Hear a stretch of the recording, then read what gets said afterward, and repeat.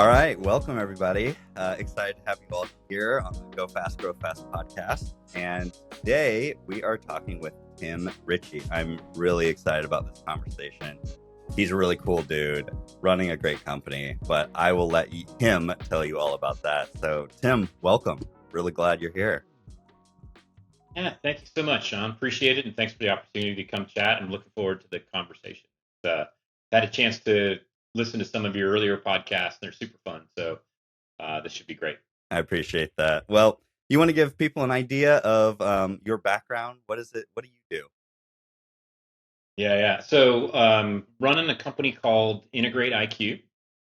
Um, it is the latest and maybe the last step in my professional journey, which started back in the early 1990s, where I kind of stumbled into sales and marketing.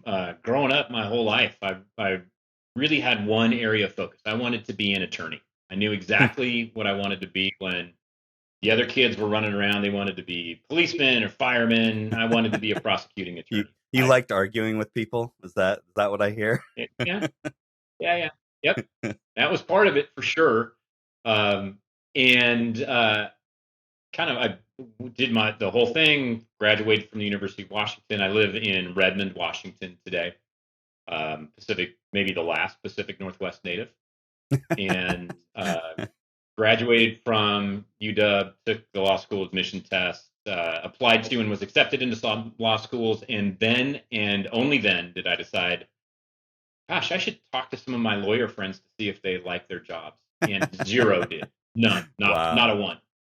So quickly pivoted, which has served me well, that skill, and stumbled into sales and marketing. And over the last now 25 years, I've been VP of sales and marketing or chief revenue officer for a variety of young technology companies uh, based here in the Pacific Northwest, but really doing business globally. 100% of that time has been B2B, selling to enterprises. So I've got sort of that sales motion down. Um, my expertise that I've developed over the year is really in helping businesses scale. So I've determined there are folks that are great taking businesses from 0 to 1, from foundation to finding that first customer, maybe beginning to find their ideal customer profile, maybe beginning to find that product market fit and price points. That's really where I engage and I take overs from that point. And the way I describe it is taking companies from 10 to 1,000. Mm-hmm. How'd you realize that how long did it take you to realize that that's kind of your sweet spot? A long time, a decade. It it it took. So it took a really long time, and I learned best by being kicked in the head. Mm, So that's what happened in this situation is I've been blessed and had the opportunity to work for many young technology companies, founded some um, myself, and that that founder point to finding that initial product market fit has been a challenge. Just and we'll talk through a little later what sort of challenges am I facing today, but getting that initial traction has been a challenge throughout my career. But if I can take something that's got a little bit of recognition, the product market fit, and the price points are all identified, I can scale that thing and take it to the next level. At which point, I kind of get bored. So when you get to a place where you're large enough and it becomes less creation and more management or maintenance, I I'm out and I go to look for the next thing. I hear you on Um, that. I mean, that's what I love about being a fractional. And one of the perks of agency models, I get bored real easily. So it's good to work on a bunch of different stuff all at once. and how fulfilling, right? So probably like yourself, I've had the opportunity to blow up a number of businesses to really make them successful and hand them to somebody that is more of a management type, more of a maintenance type, where they continue their success. And for me, that is so incredibly fulfilling to be, an essential part of that growth story, to bring people in, to help them be successful, to support customers, and really create something that's lasting and interesting and value Yeah. add.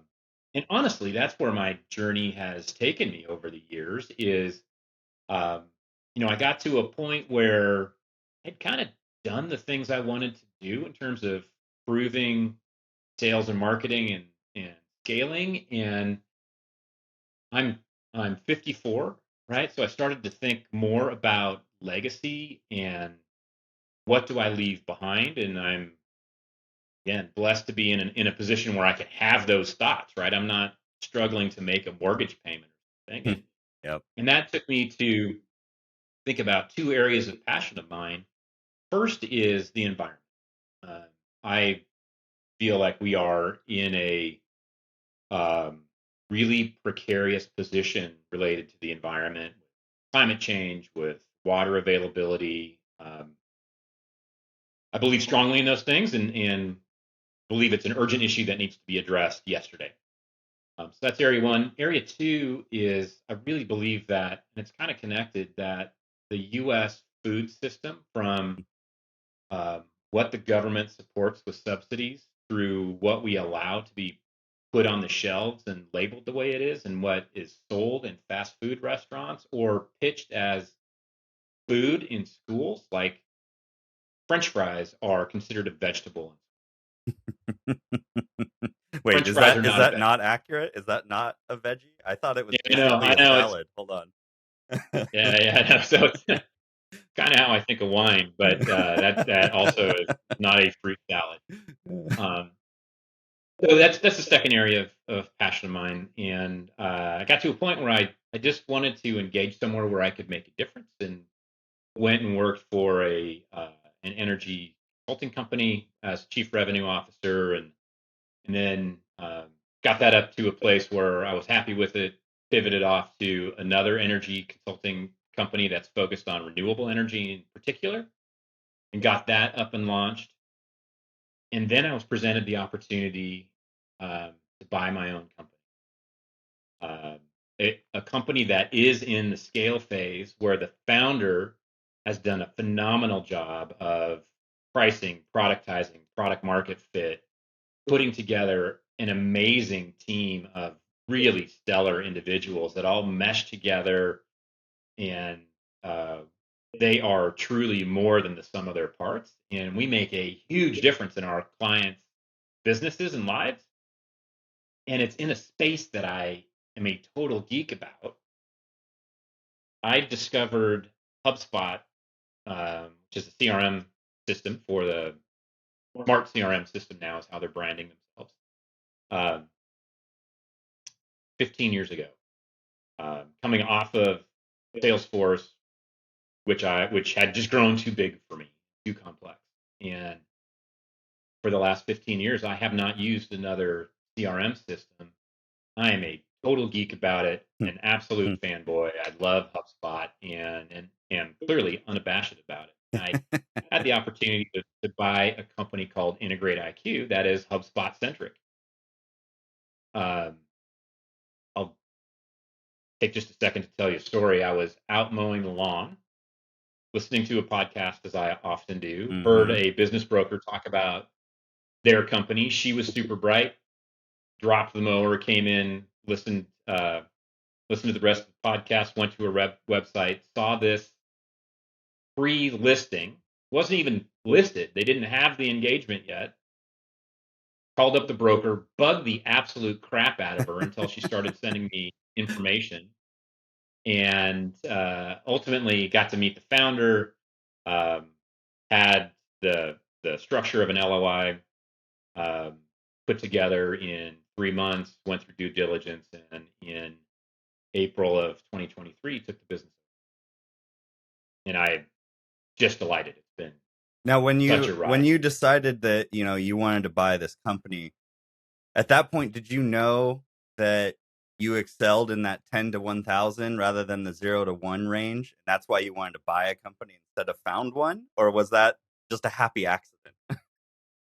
No, that's a great question. That's a really good question. By that point, I had discovered scaling is my strength. Um, so I knew that at that point. I had been looking for businesses to buy for about 2 years. I got really far down the line with purchasing an 800 person real estate brokerage. The deal fell apart the day before it was supposed to close. Wow. A PE company came in and just paid way more than I can afford Right. uh, for the company. But since then, I kind of got the bug, and I had been looking for another company to buy. I knew I didn't want to buy a raw startup. Uh, it's hard, but Mm-hmm. going from 0 to 1 is the hardest part. Yeah. Um, Scaling from 10 to 1,000, it not easy, but Yeah. for me, it's easier than that initial standing something up. Yeah. So I did know that, yeah, That's and I good. was focused on businesses in that range. Um, and this company, Integrate IQ, it's a really interesting mix. So about 40% of the revenue comes from professional services, consulting, and custom development for some huge clients. We have an insurance client that's one of the top, I think, probably 10 companies on the S&P 500, Nice. and uh, they've been with the company for a long time. It's a long-term relationship, and it just continues to build and build and build, and we can do more, and we add so much value. So let's call it 40% of the revenue. Another 35 or 40% of the revenue comes from um, custom integrations, particularly with HubSpot. So connecting other systems with HubSpot, and we've connected at this point over 200 different systems with HubSpot. Um, and in 2023 alone, 16 billion records transited our integration. So we're, I think I can credibly argue, the world's most experienced and best at doing those HubSpot integrations. Um, it's a big part of our business and something that we're primarily known for. Yeah. The last part of our business is software as a service apps, and I'm a geek. I love software. Came up through software and SaaS offerings and mobile, um, and we have a family of applications at smartramp.com that allow people to do things like send and receive text messages from HubSpot, um, to do multiple price lists from within HubSpot in like 90 seconds, which is not possible otherwise, to connect to other systems in a self-serve way so that they can get real-time product inventory levels from within a deal record in HubSpot, and in about 90 seconds, stand up customer-facing status portals for deals or tickets. So um, for me, this company is really well-rounded, and very interesting to engage with. I'm having a ball. That's great. So you're really selling into enterprise B2B, it sounds like. 100%, and that is 100% of our of my history. It's always been B2B. Now our customers sell in some to consumers. The insurance company is a consumer play. Right. Um, a lot of them are B2B themselves, Mm-hmm. but my whole history is selling in enterprise. Nice, nice. All about that high ACV, right? Gotta love Yeah, it. So yeah, let's get into the weeds about some of the growth stuff. So for Integrate, what are some of well, actually, let's start with what's kind of your growth model? What are you guys doing, you know, direct outreach? Are you got a big sales force? Are you doing a bunch of inbound? How are you guys marketing yourselves? yeah. So we're a 12-person company. There is not a big sales force. We have me with a sort of a history in sales and marketing. But I'll say this, that I'm am long enough removed from carrying a bag that I'm just not as effective as someone that is in it now and has been for more years recently. And man, I am so lucky we have a phenomenal account executive. Um, and he's the only account executive we Hmm. have. But he is amazing and keeps us all busy. We have an account management function and customer success as well that are engaging with customers for ongoing and upselling and cross selling. But from a from a sales perspective, we have the one accounting. Now we go to market probably three categories where we get our leads. Uh, the first is from the website. Company's been around since 2013, so we've been around a while. We're pretty well known. We have some good credibility on the website. We have some reasonable SEO. So that drives probably a third of our leads. The second category is we have a relatively robust partner program, and we get probably at least a third of our leads from our partners.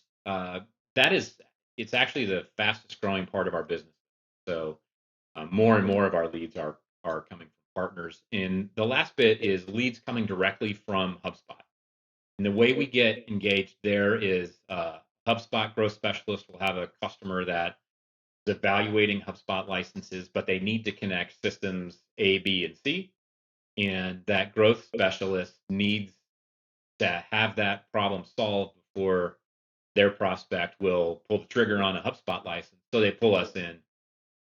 We sell our portion and do what we can to support HubSpot as well to get that deal closed.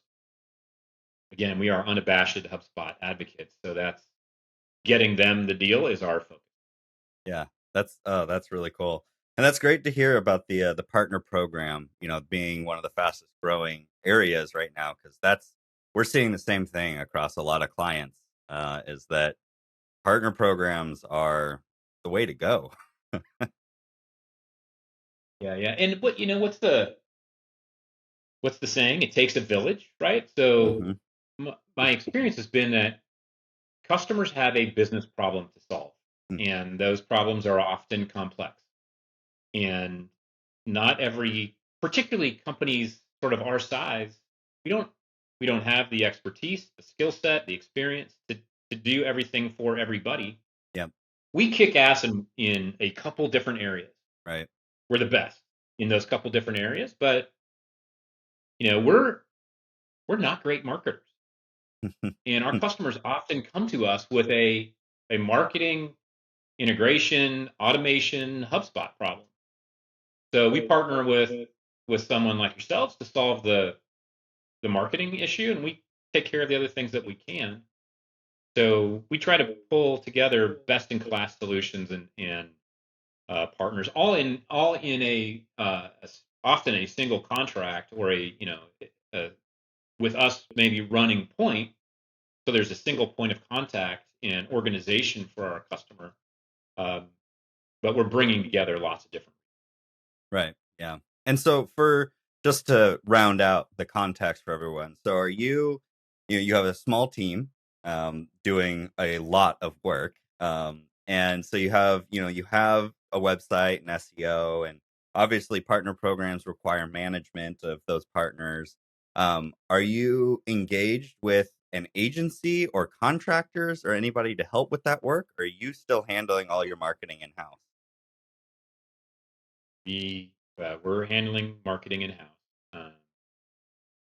I don't know that that's the right answer. I'm a year or so into this um, uh, acquisition and role, and it's been really valuable for primarily me on the marketing side to handle these things Mm, because it's helping me understand the company, our offerings, our unique value propositions, what our ICP really is, what's resonating, what's not resonating. Um, you know, we use ChatGPT and Gemini a fair amount to sort of generate ideas and get us kicked off. Um, in terms of marketing communications. Um, but editing those things and making them personalized has really helped me get a handle on the company and the market. Yeah. I will say from my experience, um, you are a very unique type of person at being a business owner that has a marketing background. I feel like that is a much more rare person than others. Usually, a lot of the owners or the CEOs, they tend to be from that business or sales background, or a more technical founder. Um, being having that marketing, that's that's really unique. That puts you in a really special category. But I would love to dig into. You mentioned using AI to help be a little bit more productive with a small team. What are you doing with AI these days? Yeah. So let me circle back around just to close out the thought on my background and how we are going to market and how I market. I would not advocate this to most people. I'm not even sure I advocate having me do the marketing here. I think it's necessary to get started. I'm not as effective as Yeah. having an outside resource, and I have a marketing background, so I'd encourage people that can afford it to to think about outsourcing marketing, or if you want to bring in somebody full time to do that, or a fractional resource. There's something really good about that. I find I'm working 80 hours a week, uh, which is not awesome, and Yeah. I am manic during those 80 hours. Yeah. It's like bouncing from thing to thing. It means I'm not producing great uh, content. Right. I'm not doing anything to the extent that I need to be. So I just wanted to close off and make sure that I didn't give the wrong impression that I think this is the right thing to do. I Sure. Sure. don't.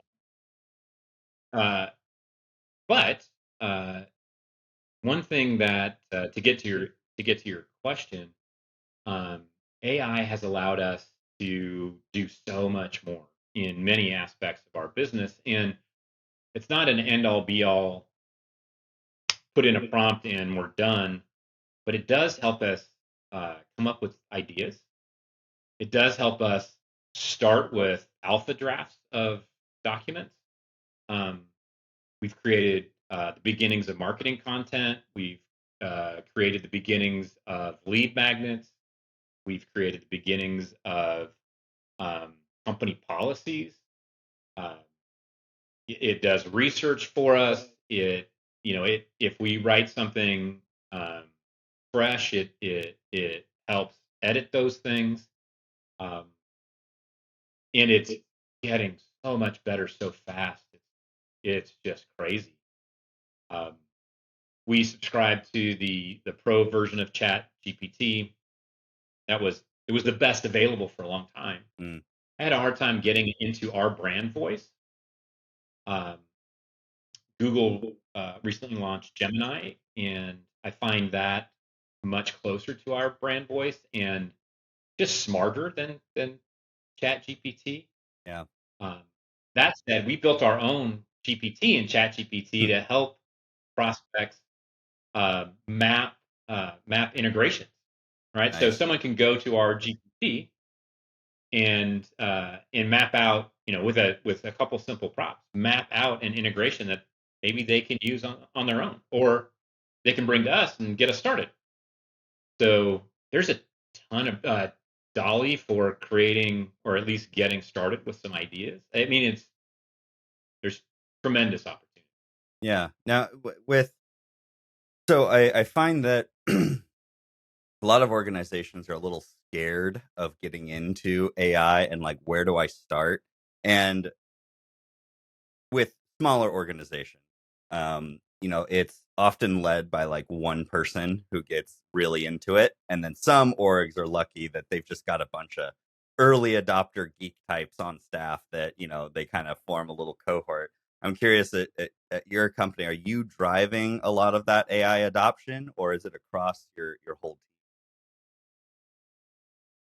I'll use past tense. I drove early AI adoption. Mm, I'm a geek at heart, and began playing with ChatGPT pretty early on, and mm, subscribed to the pro version pretty early on, and then began to show others on the team how they can use that tool to be more efficient and produce more.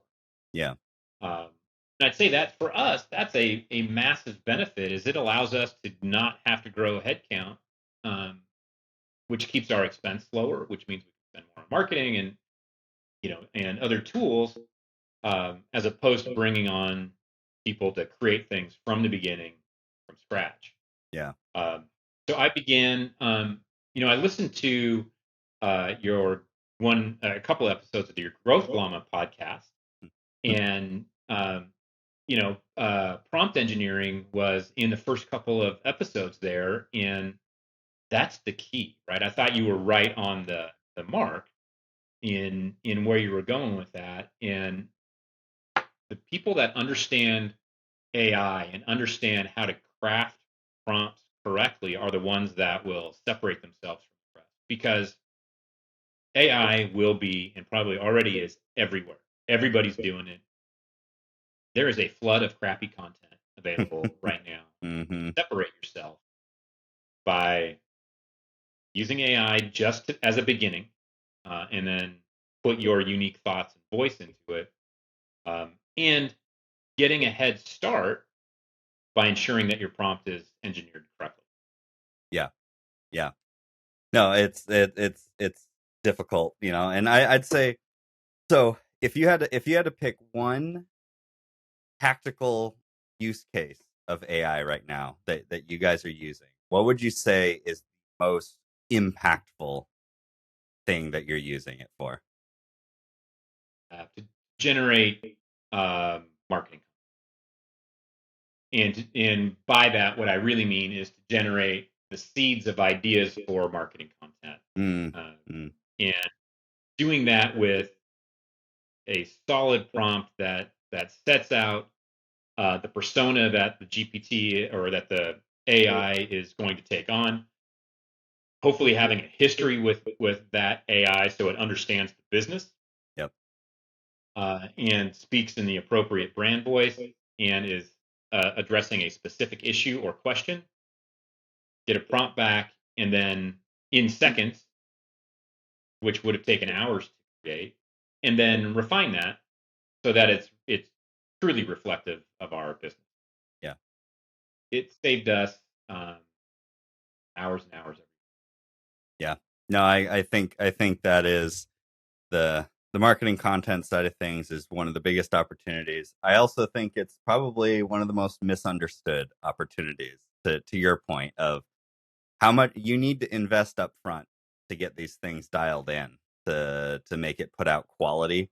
Because if you think it's just going to magically replace a writer, like you're in for a world of hurt. Yeah, no, if you don't treat it well, if you don't build up some history, if you don't train it on your business, you're going to get, in the evolving world of today's business landscape, Yes, blah blah yes, blah, and that's going to be the same as a million other people got, and it's crappy content yep, and won't get you. yep, absolutely. So So it can do so much more and be so much better. it absolutely can, and I have to assume you listen to the Marketing Against the Grain podcast. Do you listen to that one from the Yeah, yeah, CMO of HubSpot, CMO of Zapier? But they just put out an episode about some of the experiments that HubSpot's been doing with Gen AI, and how they implemented it with their email marketing, their email nurturing sequences, and personalizing on an individual level instead of cohorts. And that's, I think, a really, really good example of how to approach it, because I think the thing that stuck with me from that podcast was they realized that the piece that had the most impact on their conversion rate wasn't personalizing the email content. That was important. But what made the big difference was they were using Gen AI to use all the knowledge they know about that customer, what content they've read and what they've done, to build out a personalized persona of that individual. And that's what enabled the good personalization of email, because they did that fundamental understanding. And I think that's where everybody is overlooking. I admire that so much. HubSpot created the concept of inbound marketing many years ago now, and they are such a sophisticated marketing engine. I'm really impressed and just happy and honored to be a part of that ecosystem. They're they're good. They are. We all can aspire. Um, so on that note, what is there anything that you're seeing at your company recently that just isn't working? Like, are there any experiments you've run that kind of failed, or things that you're seeing other people in your ecosystem doing that you just know it's not going to pan out? Yeah, for sure. I mentioned earlier I learn best by getting kicked in the head and make lots of mistakes and hopefully don't make them too many times in a row. But I have to experience things myself. And um, Google Ads, we've for our product Message IQ, we have a Google ad campaign. Been running it for probably over 60 days now, and are really struggling to find the right audience. Mm, Um, I don't know, like conversions are pretty high. hmm. We've gotten a lot. Um, Is this like a search None of the campaign or like a performance max, or what kind of? Yeah, it's a search campaign. Okay. Call to action is to fill out a form to talk to someone about how to use text messaging in their business. Mm, Um, Again, conversions are high. Haven't gotten a single strong hmm, lead out of that. So now we're tweaking and trying new things, but it's our our ICP is businesses, right. and we're getting lots of individuals that, even though we're focusing on business type keywords and search terms, we're still getting tons of individuals. Um, we are a U.S. Canada centric company. In fact, we can't deliver text messages internationally, but we're still getting, even though we're geographically constrained on our Google AdWords campaigns, Mm-hmm. we're still getting lots of people that aren't from this country that are not real conversions. So that is not working at all. Yeah. We're tweaking and trying and poking to see if we can get it Yep. productive, but it's not. Well, I think this goes to So the point that, I mean, getting getting Google search ads to work is harder than it's ever been. I mean, when I first started my career running search ads, I mean, you could pretty much like turn it on and it's going to make you profit.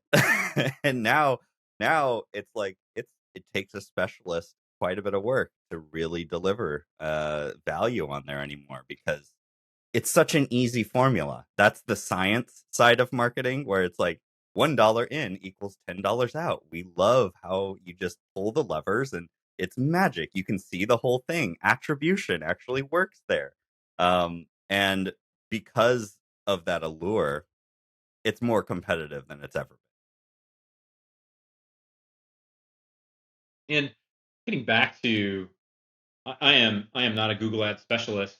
I never really have been. I've contracted with them, um, and I'm sure that's part of the reason this isn't very effective for us. So contracting with a specialist in this area is a good idea. been. Yes, yes. Agreed. Any other things come to mind in terms of not working? Or is that the big one? That's a big one for sure. The other struggle is getting social engagement. Mm, So we're producing lots and lots of content on our Smart Ramp, in the Smart Ramp uh, product family, and in Integrate IQ, and we struggle to get significant engagement with that social content. And that social content's on LinkedIn, on Twitter, on Instagram, and on Facebook. Uh, and it's just, you know, crickets. Yeah. often. Uh, uh, so that is not optimized, and in many ways, it feels like time wasted. I know that it contributes to visibility and SEO and all those kind of things. So we'll keep doing it, but gosh, I would like to see it be way more productive than it is. Yeah. Yeah. No, that's I wish you the best of luck. It's challenging for sure. Now I feel like um I could just keep talking to you for hours. This I think there's a lot of shared experiences, and we joke that we're gonna start some after dark episodes where alumni get to go in person and have some drinks and talk about some more for hours. So we'll have to invite you to our after dark episode. But to close this one out, I'd like to close with any recommendations that you might have: books, podcasts, articles, a new USB dongle that you really like, whatever, anything that's top of mind. Yeah. Two things. I'm totally in for the After Dark thing. Yes. That sounds super fun. And you were kind enough to give me a heads up about this. And there are a number of authors, and I just grabbed a couple examples of books, but there's a number of authors that have helped me shape the way I think about business and the way I go to market. And the first is Jim Collins. This happens to be a book by Jim Collins. Good to Great was the closest one I could grab. Um, you can't go wrong reading something from Jim Collins. He is Agreed. fantastic. He is And amazing. then Patrick Lencioni is the second author. Um, Phenomenal. Again, you can't go wrong. I don't. I haven't Grabbing read a any of book. his stuff. I'm definitely taking a note of that one. Man, I just can't recommend it enough. Um, Nice. so if someone has time, anything by either of those two authors are fabulous. That's great. Awesome. Well, I really appreciate your time here today, Tim, especially now knowing how much you guys are doing with such a small team. I honestly did not realize it was that few. It's very impressive. So I am so grateful that you have taken time out of your super busy day to come be on this podcast and give people a little insights into what's going on behind the curtain. So thank you. Gosh, I'm so happy to do it. Appreciative of the opportunity to get to chat with you. Look forward to the drink. Awesome. Thank you.